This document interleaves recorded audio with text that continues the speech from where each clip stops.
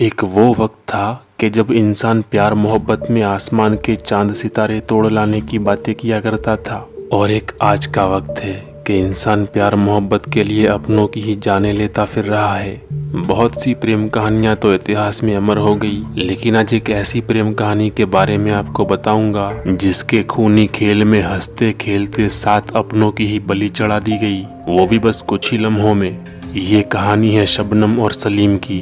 जी हाँ, शबनम। आज के बाद आप ये नाम कभी नहीं भूलेंगे। खैर, शबनम और सलीम की इस प्रेम कहानी ने पूरे उत्तर प्रदेश को हिला के रख दिया था। लेकिन कैसे, आइए जानते हैं। ये खौफनाक कहानी है बावनखेड़ी गांव की, जो उत्तर प्रदेश के अमरोहा जिले में पड़ता है। 14 और 15 अप्रैल के बीच की अंधेरी रात बावनखेड़ी गांव में सन्नाटा छाया हुआ था। मोहल्ले के सारे लोग गहरी नींद में सोए हुए थे। इसी सन्नाटे में अचानक रात के 2 बजे कुछ लोगों को एक लड़की की जोर जोर से चिल्लाने की आवाज सुनाई देती है। जब लोगों ने आवाज की तरफ गौर किया तो अंदाजा हुआ कि चीखने की आवाज गांव के सबसे रईस आदमी शौकत अली के घर से आ रही थी। शौकत अली पेशे से कॉलेज में एक लेक्चरर थे। गांव में वो एक इज्जतदार आदमी थे। इनका घर भी गांव में सबसे आलीशान घर था, जो 9 एकड़ की जमीन पर फैला हुआ था। अब जब लोगों ने शौकत अली के घर से आती आवाज को सुना तो लोग उठकर उसी घर की तरफ भागने लगे। जब लोग घर के पास पहुंचे तो पता चला कि शौकत अली की बेटी शबनम अली बहुत जोर जोर से चिल्लाई जा रही है और रोए जा रही है। लोगों को समझ नहीं आ रहा था कि आखिर इसे हुआ क्या है। इस मामले को अच्छे से समझने के लिए कुछ लोगों ने घर के अंदर जाने का फैसला किया। अब जैसे ही ये लोग घर के अंदर दाखिल हुए, उनके पैरों तले से जमीन खिसक गई। शबनम रो रही थी और उसने लोगों को अपने पिता के कमरे की तरफ जाने का इशारा किया। जब लोग कमरे में गए तो देखा कि शौकत अली खून से लथपथ होकर अपने बिस्तर पर पड़े हुए थे। फिर ये लोग घर के दूसरे हिस्सों में भी गए तो वहां पर भी परिवार के लोगों की लाशें पड़ी हुई थी। घर में मौजूद हर एक व्यक्ति अपनी अपनी जगह पर मरा हुआ पड़ा था। उस रात घर में कुल 8 लोग मौजूद थे, जिसमें से 7 लोग मौत की नींद सो चुके थे। मरने वाले लोगों में खुद 55 साल के शौकत अली, 50 साल की उनकी बीवी हाशमी, 35 साल के शबनम के बड़े भाई अनीश, शबनम का छोटा भाई राशिद, शबनम की भाभी अंजुम, शबनम की मौसेरी बहन राबिया, यहाँ तक कि शबनम का सिर्फ 10 महीने का छोटा सा भतीजा अर्श भी मरा हुआ पड़ा था। ये हौलनाक नज़ारा देखकर लोगों की फट रही थी। आखिर यहाँ पर ऐसा क्या हुआ है और ये किया किसने? इस सवाल का अगर कोई सही जवाब दे सकता था तो वो सिर्फ शबनम ही थी, जो घर के 8 लोगों में से अकेली जिंदा बच गई थी। मगर उस वक्त शबनम की हालत इतनी बुरी थी कि वो कुछ भी बोलने के काबिल नहीं थी, क्योंकि उसने अपने परिवार के 7 लोगों को एक ही रात में मरते हुए देखा था। हर कोई शबनम को सहारा देने में लगा हुआ था। रात के अंधेरे में ही वहां की पुलिस को खबर कर दी जाती है। एक साथ 7 लोगों की मौत की खबर सुनकर पूरे पुलिस डिपार्टमेंट में हलबली मच जाती है। ये घटना इतनी बड़ी थी कि रातों रात इसके बारे में राज्य और केंद्र सरकार को भी इसकी जानकारी दी जाती है।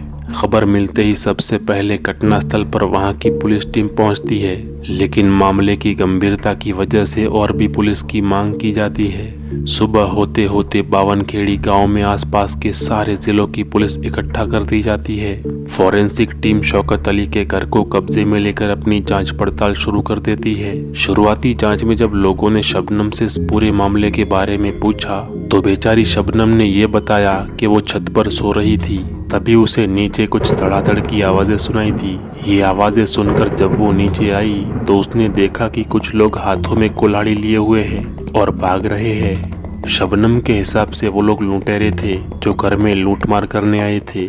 इस बयान के बाद ये खबर पूरे शहर में फैल जाती है कि डकैतों ने शौकत अली के घर में डाका डालने के दौरान 7 लोगों को मार डाला। इस हादसे के वक्त यूपी की मुख्यमंत्री मायावती थी। घटना की जानकारी मिलते ही मायावती शबनम को 5 लाख का मुआवजा देने का ऐलान कर देती है। साथ ही ये भी ऐलान किया जाता है कि इस घटना में शामिल किसी भी अपराधी को बख्शा नहीं जाएगा। मायावती के इस बयान के बावजूद हंगामा शांत नहीं हो पाता और विपक्ष की पार्टी इसे कानून व्यवस्था की कमजोरी आंक कर मायावती की सरकार को निशाना बनाने लगती है। अगले ही दिन मायावती हेलीकॉप्टर से बावनखेड़ी गांव पहुंच भी जाती है। वहां पहुंचकर मायावती शबनम को भरोसा दिलाती है कि आरोपियों को ढूंढकर कड़ी से कड़ी सजा दी जाएगी। मायावती शबनम को यहीं पर 5 लाख का मुआवजा देना चाहती थी, लेकिन घटना की जांच कर रहे अधिकारी मायावती से रिक्वेस्ट करते हैं कि पहले सभी मरने वालों की पोस्टमार्टम रिपोर्ट आने दी जाए, उसके बाद ही शबनम को मुआवजा दिया जाए, इससे पहले नहीं। अब मायावती पुलिस अफसर की ये बात मान लेती है। इसके बाद इस घटना की जांच इंस्पेक्टर आरपी गुप्ता शुरू कर देते हैं। इंस्पेक्टर आरपी गुप्ता पहले तो क्राइम सीन का अच्छे से जायजा लेते हैं, उसके बाद शबनम से इस घटना के बारे में बातचीत शुरू करते हैं। शुरुआत की कुछ देर की पूछताछ के बाद ही आरपी गुप्ता सवाल करते हैं कि जब घर के सारे लोग मर गए तो फिर तुम कैसे अकेली जिंदा बच गई। इसके जवाब में शबनम ने कहा कि वो तो घर की छत पर थी, इसी वजह से बच गई। मगर अधिकारी शबनम के इस जवाब से संतुष्ट नहीं होते। ये मामला इतना गंभीर था कि अधिकारियों ने उस वक्त शबनम के खिलाफ कुछ भी बोलना जरूरी नहीं समझा और अपनी जांच पड़ताल जारी रखी। सबसे पहले सारी लाशों को पोस्टमार्टम के लिए स्थानीय अस्पताल भेजा जाता है, जहां पर इनका पोस्टमार्टम होता है। पोस्टमार्टम के हिसाब से मरने वालों में से किसी भी शख्स ने मरने से पहले अपनी जान बचाने के लिए कोई जिद्दोजहद नहीं की थी। यानी गर्दन पर हमला होने से पहले या तो सभी लोग गहरी नींद सो रहे थे, या हो सकता है बेहोश थे, या फिर कहीं किसी ने इन लोगों को बेहोश तो नहीं किया था। इस बात को पता करने के लिए इनके सैंपल्स जांच के लिए आगे भेजे जाते हैं। बहुत जल्द इसकी भी रिपोर्ट आ जाती है।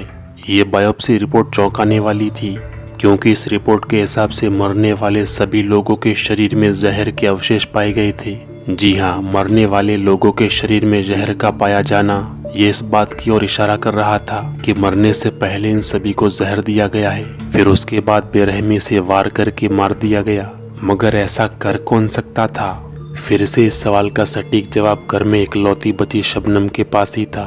मगर शबनम को तुरंत हिरासत में लेकर सख्ती से पूछताछ की जाती तो आजू बाजू के हालात बिगड़ सकते थे।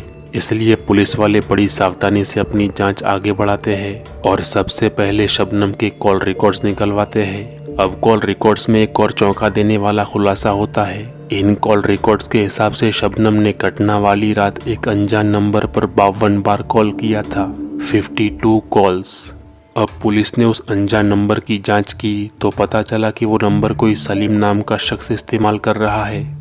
फिर सलीम की तलाश शुरू हो जाती है और उस तरफ अब शबनम से भी पूछताछ की जाती है। शुरुआती जांच में शबनम ने यह बताया था कि कोई व्यक्ति छत के जरिए मकान में आया था और उसी ने घर के सभी सदस्यों की हत्या की। लेकिन शबनम की ये बातें तो झूठी साबित हुई, क्योंकि जांच पड़ताल में ये सामने आया कि जो सीढ़ी छत के ऊपर जाती थी उसका दरवाजा तो अंदर से बंद था। छत के ऊपर से जमीन तक की ऊंचाई 14 फीट की थी और दीवार पूरी तरह से सपाट थी, यानी प्लास्टर की हुई थी। ऐसे में 14 फीट की दीवार को फलांग कर जाना, वो भी बिना सीढ़ी के, नामुमकिन था। कुछ लोगों ने कहा कि शायद हथियारे और लुटेरे बाहर से सीढ़ी लगाकर छत के अंदर आ गए होंगे, लेकिन जांच पड़ताल में सीढ़ी लगाए जाने के भी कोई सबूत नहीं मिले। अब तक की पूछताछ में शबनम के सारे दावे झूठे साबित हो रहे थे। अगर पुलिस चाहती तो फौरन शबनम का रिमांड लेकर उसके साथ सख्ती कर सकती थी, मगर मामले की गंभीरता को समझते हुए पुलिस कोई भी एक्शन लेने से पहले सबूत जुटाने में लग गई थी। जांच पड़ताल के बीच में एक खबरी आता है और पुलिस से कहता है कि अगर आप इस मामले की तह में पहुंचना चाहते हैं तो सलीम को फौरन गिरफ्तार कर लीजिए, सब कुछ साफ साफ आपके सामने आ जाएगा। पूरे मामले में सलीम का नाम तब आया था जब पुलिस ने शबनम का कॉल डिटेल निकलवाया था, और अब ये दूसरा मौका था जब किसी ने सलीम का नाम लिया हो, इसलिए अब सलीम से भी पूछताछ शुरू होती है। वैसे बता दूं कि घटना के अगले ही दिन सलीम से पूछताछ की गई थी, मगर तब उसे छोड़ दिया गया था क्योंकि कोई भी सबूत उसकी तरफ इशारा नहीं कर रहे थे। मगर जब एक खबरी ने और कॉल रिकॉर्ड्स ने कुछ संकेत दिए तो एक बार फिर से 17 अप्रैल के दिन सलीम को पूछताछ के लिए बुलाया गया। इस बार भी सलीम इधर उधर की कहानी सुनाता रहता है, मगर फिर जब पुलिस अपने तरीके से सख्ती करके पूछताछ करती है तो सलीम की फटने लगती है और वो सारा सच पुलिस को खोल खोल के बता देता है, जिसे सुनकर सबके पैरों तले से जमीन खिसक जाती है। जी हाँ, सलीम बताता है कि उन सबका मर्डर हमने ही किया है। सबूत के तौर पर सलीम वही कुल्हाड़ी पुलिस को देता है जिसका इस्तेमाल उसने उन 7 लोगों को मारने में किया था। सलीम आगे बताता है कि उसने ये सब शबनम के कहने पर ही किया था। अब पुलिस शबनम को बुलाकर पूछती है कि क्या सलीम के किए गए दावे सच है, जिस पर शबनम जवाब देती है कि वो किसी भी सलीम को नहीं जानती और ना ही उसने किसी सलीम को कुछ भी करने के लिए कहा था। लेकिन तभी पुलिस ने अगला सवाल करते हुए उससे पूछा कि अगर तुम सलीम को नहीं जानती तो फिर जिस रात हादसा हुआ था उसी रात तुमने सलीम के नंबर पर इतने सारे कॉल्स क्यों लगाए थे। अब इस सवाल का शबनम के पास कोई सीधा जवाब बिल्कुल नहीं होता। शबनम अब भी सच कबूलने को तैयार नहीं थी। इसी वजह से अब पुलिस ने शबनम और सलीम की टक्कर करवाने का यानी आमना सामना करवाने का फैसला कर लिया। लेकिन शबनम तो अब भी पुलिस को अपनी ही कहानी सुनाती रहती है।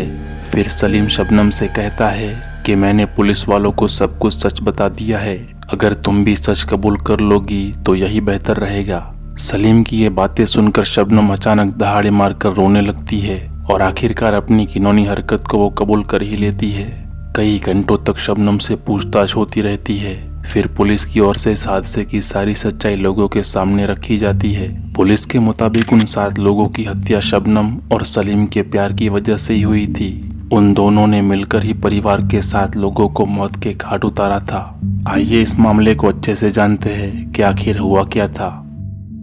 शबनम गांव के सबसे अमीर, सबसे मालदार घराने की लड़की थी। शबनम के पिता शौकत अली कॉलेज में लेक्चरर के ओहदे पर थे। शबनम का एक भाई इंजीनियर था और अच्छी कंपनी में जॉब भी कर रहा था, जबकि दूसरा छोटा भाई MBA करके नौकरी में ही लगा हुआ था। जानकर हैरानी होगी आपको, लेकिन हाँ, शबनम खुद भूगोल और इंग्लिश विषय में MA की डिग्री ले चुकी थी। घटना के वक्त शबनम बतौर शिक्षा मित्र स्कूल में जॉब कर रही थी, ट्रेनिंग ले रही थी।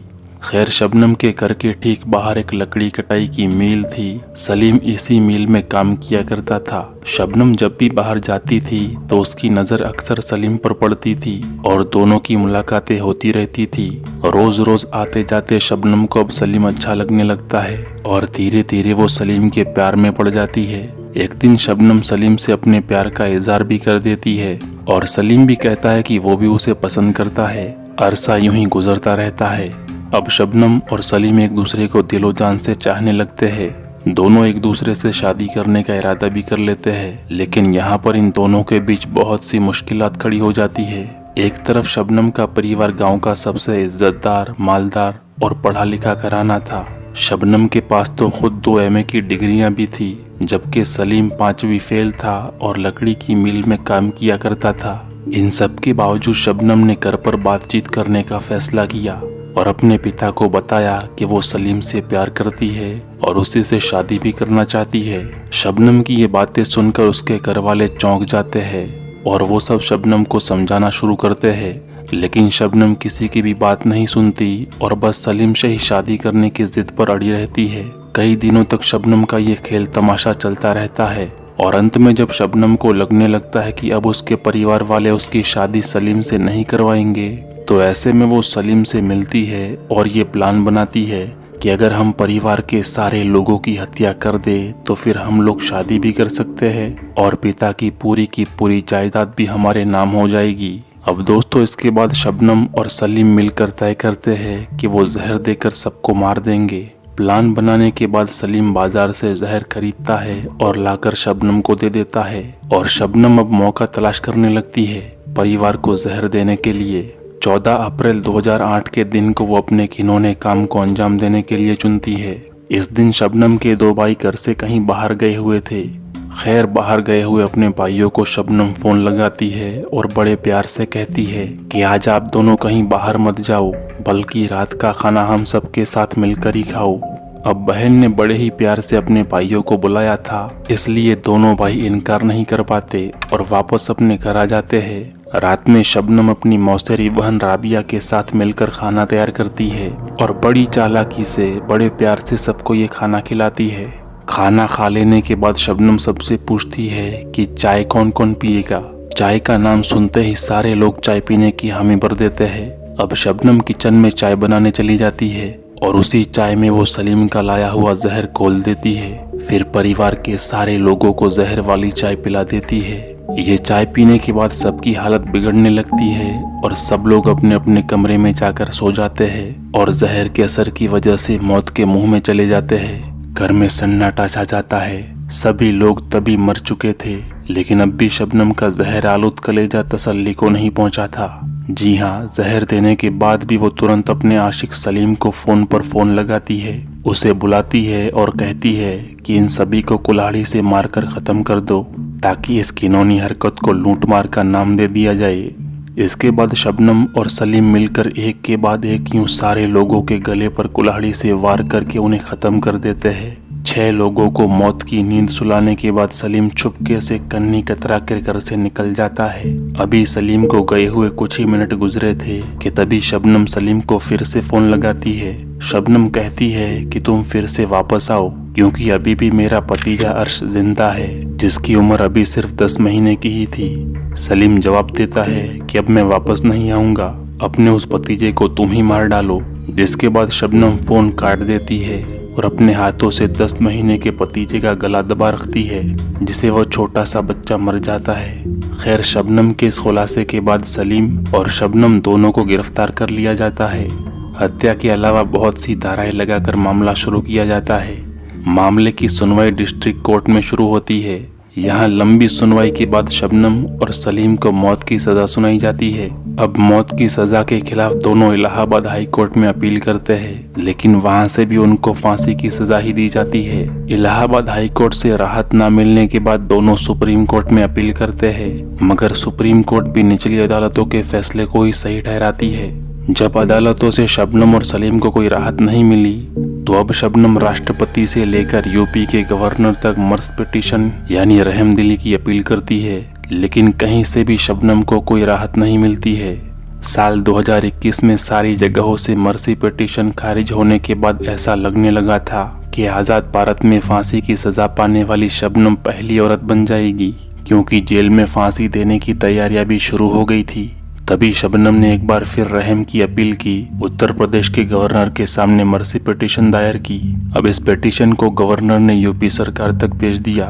शबनम की इस पिटीशन पर अब तक सरकार की ओर से कोई फैसला नहीं हुआ है, जिसकी वजह से शबनम आज भी फांसी की सजा के इंतजार में रामपुर की जेल के अंदर बंद है। वहीं शबनम का आशिक सलीम प्रयागराज की जेल में अपनी सजा काट रहा है। इस पूरे मामले में एक और चौंका देने वाला खुलासा 2008 में तभी सामने आया, जब शबनम को गिरफ्तार करने के बाद मेडिकल जांच के लिए भेजा गया। मेडिकल जांच में पता चलता है कि शबनम 2 महीने की प्रेग्नेंट है और ये बच्चा उसके आशिक सलीम का था। अब जेल के अंदर ही बंद रहकर शबनम ने एक बच्चे को जन्म दिया। 6 साल तक शबनम का वो बेटा जेल के अंदर ही बंद रहता है, लेकिन फिर शबनम के कॉलेज का एक दोस्त सैफी शबनम के बेटे को गोद ले लेता है। सैफी के हिसाब से शबनम स्कूल के बच्चों को अच्छे से रखती थी, और एक बार जब सैफी के पास अपनी फीस भरने के लिए भी पैसे नहीं थे, तो ऐसे में शबनम ने ही उसकी फीस चुकाई थी, जिसकी वजह से वो अपनी पढ़ाई पूरी कर पाया था। इसी एहसान के बदले में सैफी ने शबनम के बेटे को गोद ले लिया, और आज भी ये बेटा सैफी के पास ही पल रहा है, जिसकी उम्र फिलहाल 15 साल के लगभग है। और शबनम के इस बेटे ने भी सरकार से अपील की है कि उसकी मां की फांसी की सजा कम करके उम्र कैद कर दी जाए। खैर, अब देखते हैं कि अदालत शबनम के इस मामले पर क्या करती है और सरकार आगे इस पर क्या फैसला लेती है। एक अंदाजे के हिसाब से शायद भारत का कानून शबनम को फांसी हरगिज नहीं देगा। इतना तो हम और आप भी जानते हैं। आपकी इस पर क्या राय है, कमेंट कीजिए।